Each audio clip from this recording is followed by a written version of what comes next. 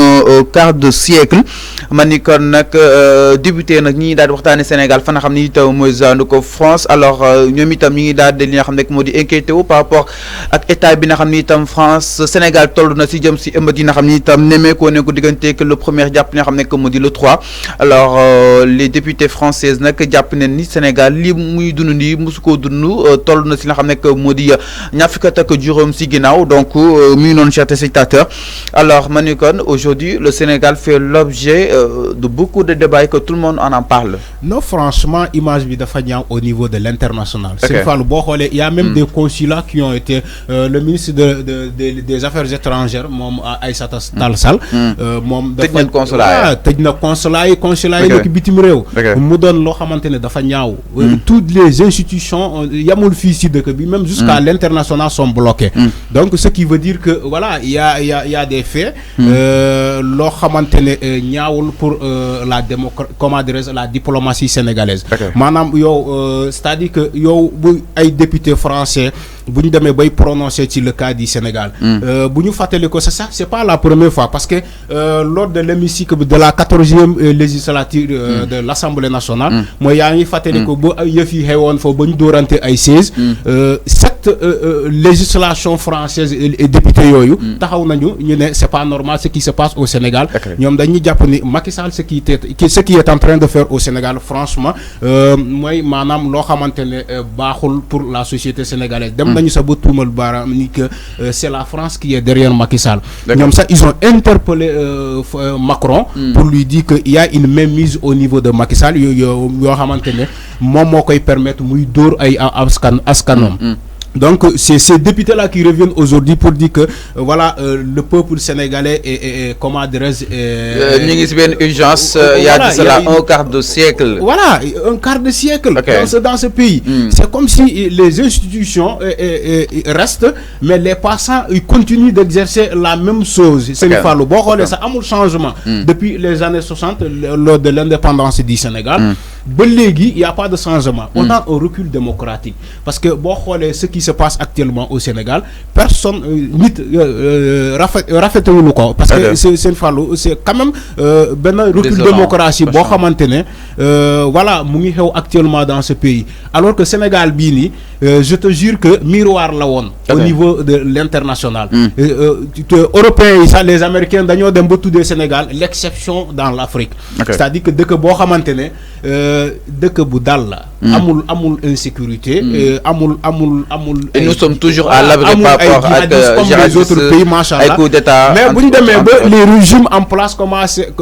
place commence à parler des forces occultes vraiment des forces spéciales des rebelles c'est peureux c'est de quoi s'inquiéter moo tax ñoom ñu jàpp ni que actuellement Sénégal dugg na ci guuta boo xamante ne voilà jar na kuñ ko wàllu donc chers téléspectateurs loolu moo nekkoon les écoutes du net donc on passe tout de suite avec la commission de la régie c'est une deuxième rubrique li nga xam ne que moo di la une des journaux da ngay daal di commencer si xët gu njëkk bu Sud ko jëm daal di exactement Sud nag ak li nga xam ne que moo di 72 heures de manifestation des milliards de francs CFA partis en fumée ma ni kon Sénégal nag li mu perdre si ay milliards kenn xam na exactement naka la daal di toll par rapport ak yooyu li nga xam ne que moo di manifestation fii Sénégal nag milliards yi bëri na lool ba daal si yegg Sénégal une économie en berne ma ni kon comme bi nag jamono ji moo daal di li nga xam ne que moo di dal maanaam kon gi moo daal day wàcce exactement jëm si bus yi nga xam ni itam taal nañ ko université nag kenn xam na exactement loolu lay daal di ndurool ki nga xam ne que moo di Maysa Babou xel màcc jëm si wàllu ko comme nekk aussi professeur fa nga xam ni itam mooy zone universitaire Cheikh Anta Diop bu Ndakaaru mu daal di jàpp ni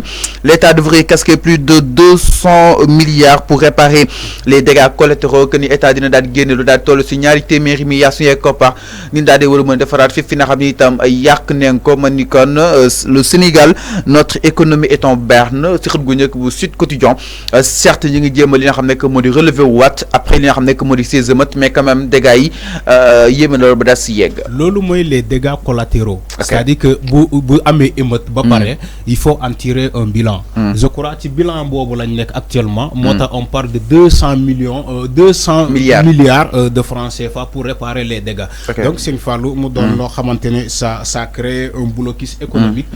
Économique bi normal et aussi tous les secteurs sont bloqués parce que bon le secteur tertiaire, les banques demb la ñu commencé fonctionner. te nekkul toutes les banques ñoo commencé fonctionner. xolal lolu et aussi Sénégal dafa yàgg fonctionner ce qu'on appelle comment dirais-je le secteur informel. Le secteur informel mooy maanaam que jaaykat yi yoo xamante ne ñoom dañuy taaba am na ñoo xam te ne fokk ñu jaay pour ñu mën a envoyer Orange Money seen kër pour ñu mën a taal añ. Tout ça c'est le secteur informel. Donc bu demee ba ñu toll fii ba nit mënul envoyer Orange Money wala Wave, excusez-moi de la publication de la publicité. Donc bu ñu demee ba toll fii donc il y a de quoi s'inquiéter. Et aussi l'État du Sénégal va devoir moom dina toog ay di rassembler xaalis bu mel noonu pour réparer les dégâts collatéraux te yemul ci loolu il y a aussi retombées mooy yokkute njëgu dund gi voilà exactement foofu laa bëgg a ñëw yemul foofu il faut aussi les prix vont augmenter aussi ci tabaski bu ñu jëm ni gis nga tey les éleveurs ñoom ñu ne ñemeetuñu andi fii ay xar parce que ñoom dañoo jàpp ni ba léegi émeutes yi ça peut dégénérer à tout moment parce que comme Ousmane Sonko est en sursis il y a l'épée Damoclès qui plane autour de son cou donc dañoo jàpp ni quand il y aura condamnation ci diggante bi ça va dégénérer encore mooy maanaam voilà ba léegi yëf yi mën naa ne pareegul actuellement au Sénégal moo tax les éleveurs ñoom dañuy abstenir andi seen xar yi fii di ko exposer tout ça boo xoolee c'est l'économie du Sénégal qui est bloquée et aussi Serigne Fallou il y a des bailleurs yoo xamante ne ñoom ñooy financer certains secteurs les occidentaux des bailleurs occidentaux yoo xamante tey ñëwatuñu ils sont en stand-by pourquoi parce que tey yow booy financer lu mel ni des enseignes comme Auchan tu sais que c'est des bailleurs étrangers ñoo ko financer bu ñu demee bay yàq ay Auchan yi franchement di dugg di saccager di taal Auchan yooyu di jël lu fa nekk dafay jaadu bailleurs yooyu tamit ñu stagner taxaw seetu xool est-ce que c'est nécessaire de venir investir au Sénégal tout ça boo ko xoolee c'est un danger parce que dëkk mënul fonctionner sans des bailleurs étrangers. Mi non, donc on poursuit après li nga xam ne que moo di Sud Quotidien daal di jàll exactement si xët gu njëkk bu la ko jëm daal di exactement le quotidien nag ak li nga xam ne que moo di après les violences et les saccages le bilan de Baydi man ni kër mu daal di nekk ñitu li nga xam ne que moo di CNP di kan exactement si li nga xam ne que moo di bilan bi nga xam ne itam yàq nañ ko fii si Ndakaaru le quotidien nag si xët gu njëkkam di quotidien ki nga xam ne que moo di Arfan di kan exactement si entreprise yi nga xam ne itam perte neen ay milliards yu dul jeex alors aussi si wàllu Koungheul jàpp li nga xam ne mooy Ziguinchor man ni ko ni fii nag mi ngi daal day reprendre mais de façon timidement waaye jàpp leen itam si wàllu ko Abidjan l'APIX ñoom itam nee na dañ daal di wàññi li nga xam ne moo di investisseurs yi nga xam ne itam peut-être ñoo fi bëggoon di fi daal di ñëw waaye neen fexe itam ba daal leen li nga xam ne moo di convaincre à ce que ñu daal di am le courage comme ça ni ko waxee daal di dëkkaat fii si réew mi donc loolu mooy le bilan de Baydi si xët gu njëkk bu le quotidien di kan si ñu gën a yaatoo par rapport ak wàllu wun mel waaye itam meeting bi nga xam ne itam F24 prévoir na ko organiser li nga xam ne que moo di le 9 ak le 10 juin 2023 risque de nouveau drame alors le quotidien mu daal di jàpp ni nag loolu su ñu ko bàyyi mu daal di am nag dëkk bi dina daal di nekk sib guuta alors drame yu yees nag dina daal di amaat fii si dëkk bi justement donc le quotidien mi ngi daal di prévaloir justement chers spectateurs jëm si li nga xam ne que moo di drame yi nga xam ni itam amaan na ni boobu de manifestation su ñu ko autorisé rek peut-être dinañu yóbbu si ay lendemain yu incertain. Non, le quotidien moko bind moko des drames. Ils ont appelé à un rassemblement pacifique. Rassemblement pacifique, la F24 woote. Bon, les responsabilités sont situées. C'est-à-dire qu'on appelle à la responsabilité de tout un chacun. Peut-être dañuy anticiper. Non, c'est-à-dire que non, c'est Serigne Fallou. Mais jàppoon dañuy anticiper. F24 wootewul manifestation. Certes, wootewul manifestation la woote. Rassemblement pacifique. Mais le quotidien manifestation le bind.